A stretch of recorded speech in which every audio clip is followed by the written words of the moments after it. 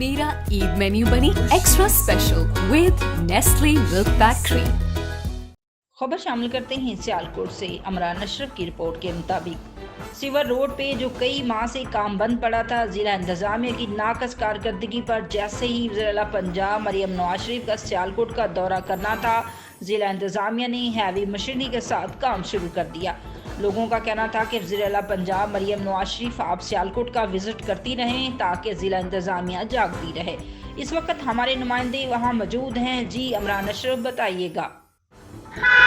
जी बिल्कुल, मैं मौजूद हूँ सियालकोट सिविल हॉस्पिटल रोड के ऊपर, जो कि पिछला कई माह से ये रोड बनना मरम्मत हो रहा था, काम सुस्त रवि का शिकार था।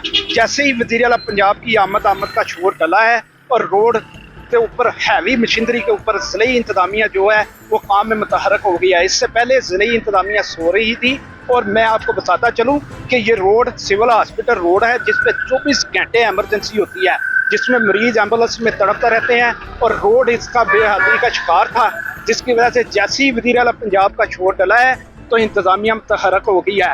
लोगों का कहना है कि वज़ीर-ए-आला पंजाब साहब आप जितना रोज तो आ रहे हैं, आजकल आ रहे हैं, जितना रोज भी इस बार चक्कर लगाते रहे ताकि सियालकोट की इंतजामिया जो कि सुस्त रवि का शिकार है उनको होश के नाखून लें और इस रोड के ऊपर लोगों के ऊपर तरस खाएं ताकि मरीज का गुजरना इधर से जो बहाल हुआ है वो अपने ट्रीटमेंट के लिए जगह पर पुरसकून हो। लोगों को गुजरने से भी दुश्वारी का मसला होता है।